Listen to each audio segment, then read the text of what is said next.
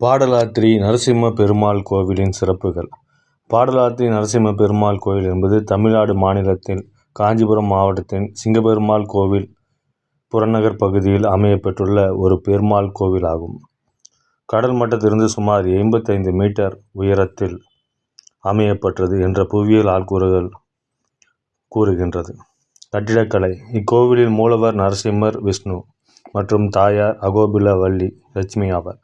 பல்லவர் கட்டிடக்கலை முறையில் கட்டப்பட்ட இந்த நரசிம்மர் கோவில் சிங்கப்பெருமாள் கோவில் எனவும் அழைக்கப்படுகிறது. தென்னிந்திய மாநிலமான தமிழ்நாட்டில் சிங்கப்பெருமாள் கோவிலில் அமைந்துள்ள விஷ்ணு கோவில் ஆகும். நரசிம்மர் மற்றும் அகோபில வள்ளி எனும் லட்சுமிக்கு கட்டப்பட்ட இக்கோவிலில் கல்வெட்டுகள் உள்ளன.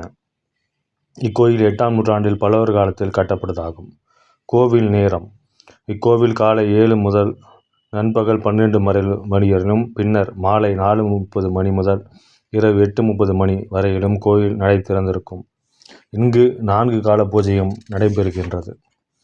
திருவிழாக்கள். ஏப்ரல் மே மாதங்களில் சித்திரை தேரோட்டமும் நரசிம்ம ஜெயந்தி பவித்ர உற்சவம் ஆகியவைகள் கொண்டாடப்படுகின்றன. பராமரிப்பு. இந்த கோவில் தமிழ்நாடு அரசின் இந்து சமய அறநிலையத்துறை கட்டுப்பாட்டில் பராமரிக்கப்படுகிறது. தொன்மம்.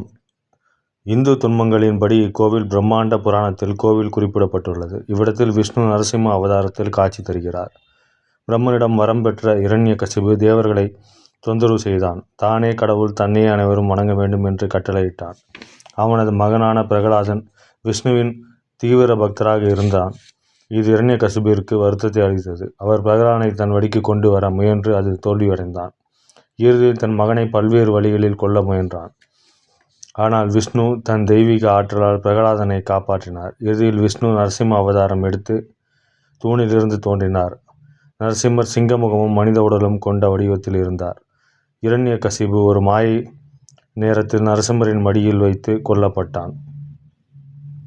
அது நிலமும் அல்ல, வானமும் அல்ல. அவனை கொன்றது மனிதனும் அல்ல, மிருகமும் அல்ல. அவனை கொன்றும் கூட அவருடைய கோபம் தணியவில்லை. ஆனால் பிரகலாதன் நரசிம்மரை சமாதானப்படுத்த முயன்றான். இக்கோவிலில் உள்ள குளத்தில் குளித்து நரசிம்மர் தன் கோபத்தை தணித்து கொண்டார் என கூறப்படுகின்றது. அதன் காரணமாக இந்த தீர்த்தம் சிவப்பு நிறமானதாக கூறப்படுகின்றது. சிங்கப்பெருமாள் கோவில் முதலில் ஆழ்வார் நரசிம்மதேவர், நரசிங்க விண்ணகர், ஆழ்வார் போன்ற பல்வேறு பெயர்களால் அழைக்கப்பட்டது. மூலக்கோவில் பல்லவர்களின் குடைவரை கட்டிடக்கலையில் கட்டப்பட்டதாக நம்பப்படுகிறது. நரசிம்ம பெருமாளுக்கு நாளை என்பதே கிடையாது. பக்தர்களை வேண்டும் வரத்தை உடனே கொடுத்து அவர்களை மனம் மகிழச் செய்கிறார். ஓம் நரசிம்மாய நம.